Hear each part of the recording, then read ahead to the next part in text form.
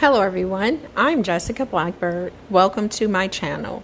Well, you guys, I just found out yesterday that President Trump did something really wonderful back in 2019. Stick around for the article and let's talk about it in the comment section. And it doesn't matter how you feel about any of his policies. This one really hit home for me and it just warmed my heart. It was a wonderful thing for this entire country. Don't forget, like, share, and comment. Thank you. So, you guys, this happened back in 2019. And the article is from July 10th, 2019. It's a CNN article. And it means a lot in my life. And I only found out about this yesterday. But President Trump signed an executive order in 2019 to transform kidney care and increase transplants. So most of you, if you've been following me since, my short time here on YouTube, you guys know that I'm on dialysis and I'm waiting for a kidney transplant. And I've been waiting for a total of 7 years now. And I can feel my body is changing. I'm not as strong as I used to be, and also I get sicker faster now, and I just don't have all of the energy that I had maybe even a year ago. And it's very time consuming because you sit there several hours connected to a machine to save your life. You're literally on life support, because without it, I'd die, and everyone else who is in renal failure, kidney failure, would die. And those millions of people who are in chronic kidney disease would one day die as their kidneys begin to fail. So dialysis is very important, and I thank God that there is something to keep me alive while I wait for a life-saving kidney. Because once you have the kidney, yes, you have to take medications for the life of that kidney, but you get to live. You get to work and be responsible and dependable on your job and not calling in sick very often. You get to go on vacations and not have to schedule dialysis for wherever you go, which is why I don't vacation anymore. And being on dialysis is super dangerous. It is not the ideal treatment. It is the treatment that we have. Transplantation is the ideal treatment. On dialysis, the kidney has so many hormones that it is responsible for in our bodies. One of the main ones that I want to talk about right now is it sends a hormone to your bone marrow to create new blood cells. Our bone marrow is where blood cells are made. All of our blood cells are made there. And with no kidney function, the bone marrow does not get the hormone erythropoietin that it needs to create new blood cells. So a person on dialysis is always anemic unless they're receiving the synthetic erythropoietin, which most of the time we call Epogen. They're injections, and they tell your bone marrow to make new blood cells. That's one of the most important hormones, but the kidney is responsible for so much. Being on dialysis, we have to be careful of what we eat because a banana can kill you because it has so much potassium. Avocados can put you in your grave because they are loaded in potassium. And forget eating plantains. Super dangerous for a person without renal function, with no kidney. So I applaud President Trump for doing this, for the executive order that he put forward to help people get transplanted. So let me read the article to you. One day, if you guys would like to know about how I ended up on dialysis and a little backstory, let me know in the comments and I'll tell you. Some of you may already know if you listen to some of my videos, previous videos. I was diagnosed with lupus nephritis when I was a child. I got really sick at 10 years old and was diagnosed shortly thereafter. So I was not even a preteen when I was diagnosed. Anyway, let me know if you want to hear that story time, true story of my life. But anyway, let me get to the article and we'll talk about it in the comments. On Wednesday, and this article is from July 2021. On Wednesday, President Donald Trump signed an executive order aimed at transforming kidney care for the more than 37 million Americans with kidney disease. The administration said it is the first kidney-focused executive order since the 1970s. Today, we are taking groundbreaking action to bring new hope to millions of Americans suffering from kidney disease, Trump said. So many things don't get done in government, but now we are getting them done. The first goal of the executive order is to improve detection, diagnosis, and treatment, in part through a public awareness campaign to prevent patients from going into kidney failure. You guys, I've never seen anything like that coming from government. It's, to me, it's always been like a money game.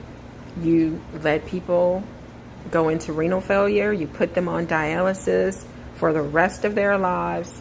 If they're lucky, they get a kidney transplant, which where I'm from, a transplant can and usually does cost almost $300,000, around $270,000 or more, depending.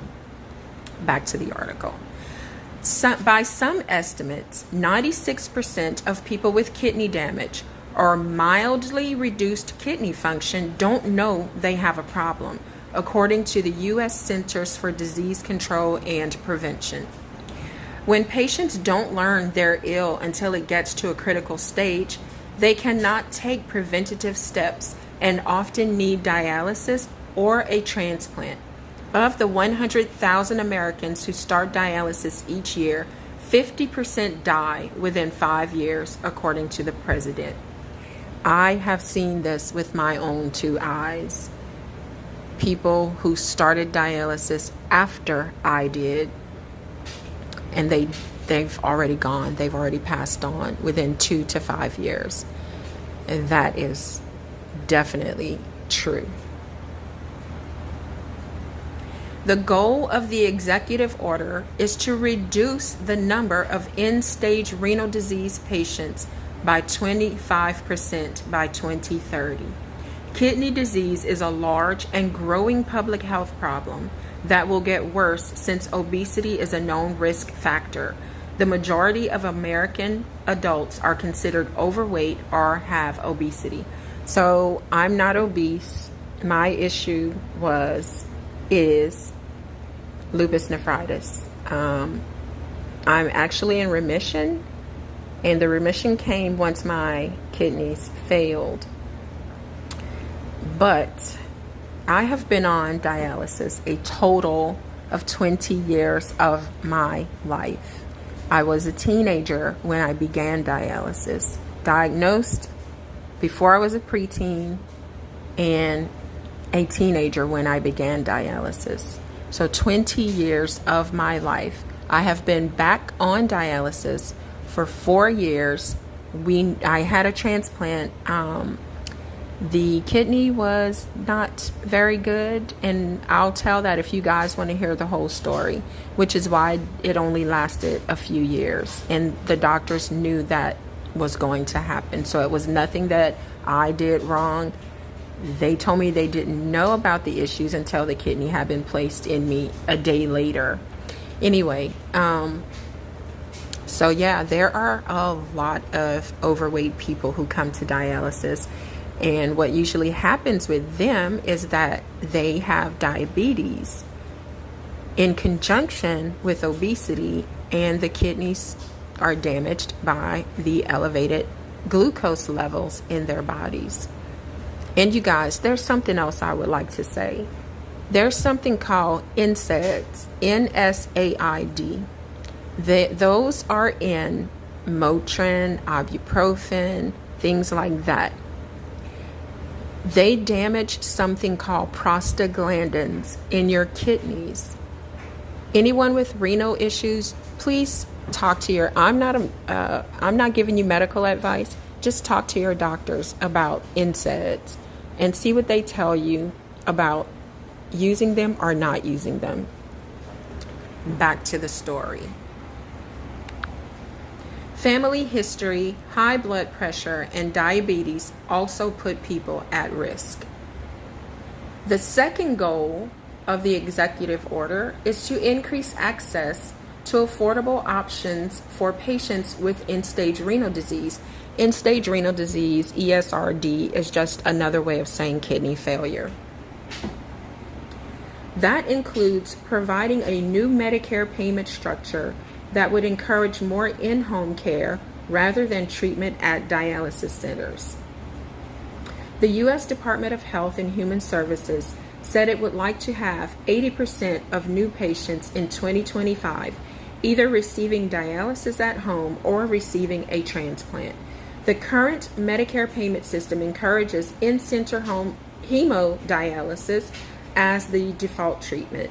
The Centers for Medicare and Medicaid Services said just 12% of patients start treatment at home. So hemodialysis is what is offered in the clinics, and hemo just means blood. So they access your blood through artificial veins and other types of accesses to clean your blood through a false kidney or a filter, and a certain amount is taken out at a time, passed through the filter, and given back to you. And this takes a few hours, several days a week.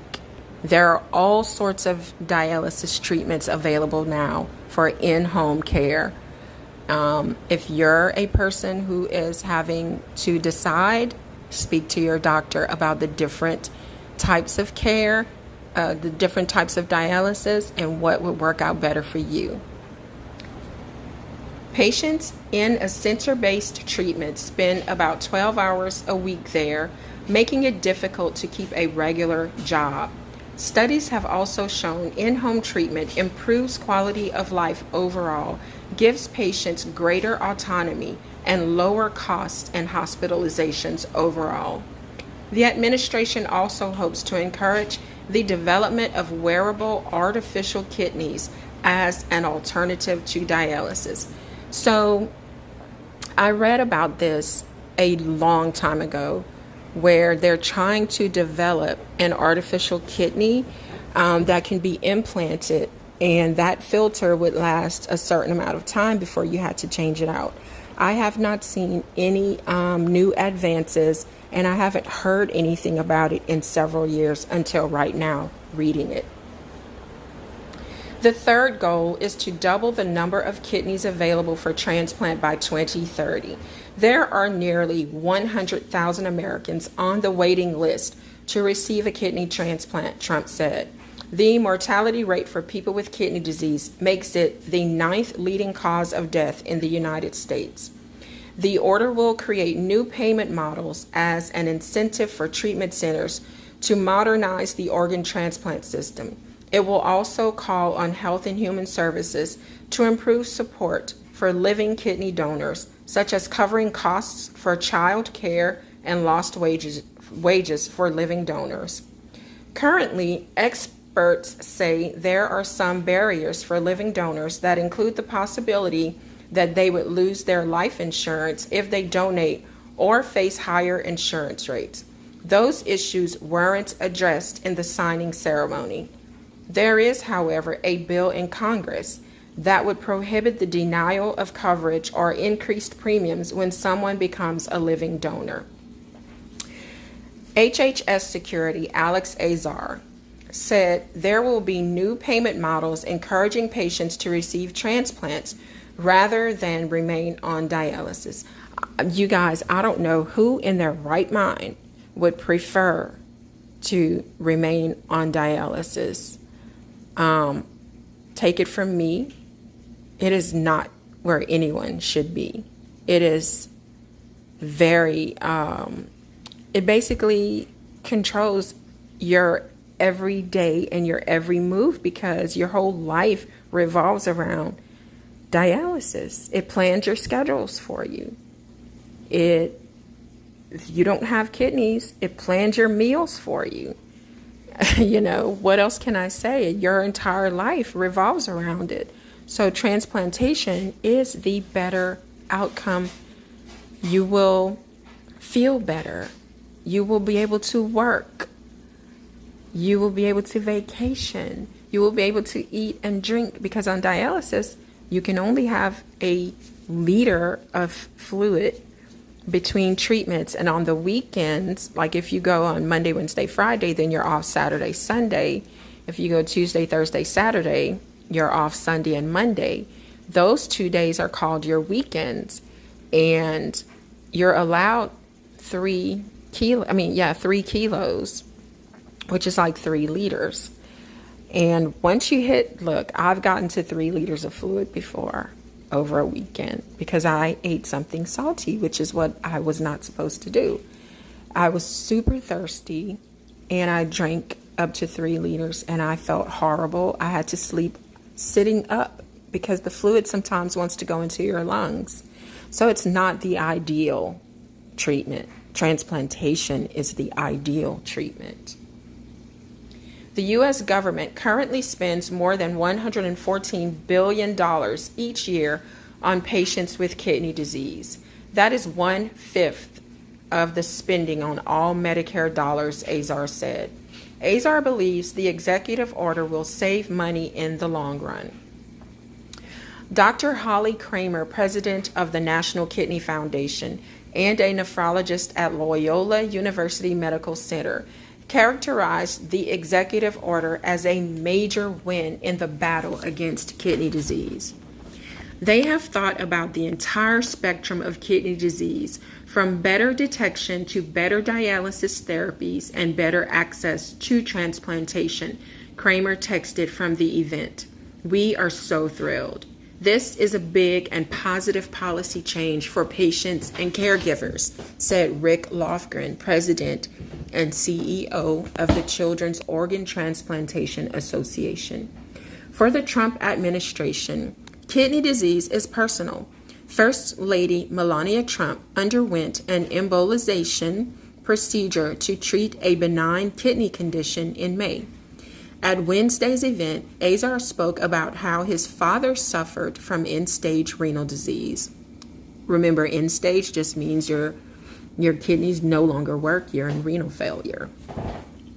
I saw how burdensome kidney disease can be and how important it is to give patients more options, Azar said. Asked at a press event before the signing ceremony whether First Lady Melania Trump or her office had any involvement in the executive order, given her own kidney procedure last year. Remember, she was admitted for a kidney procedure, I think in 2018 or 2019. Domestic Policy Council Director Joe Grogan did not answer. This is in the wheelhouse of the type of problems the president likes to confront, Grogan said. Nothing that noting that this was an area the president understood needs to be addressed and that he is very proud to be taking this initiative. And I am very proud that he did this.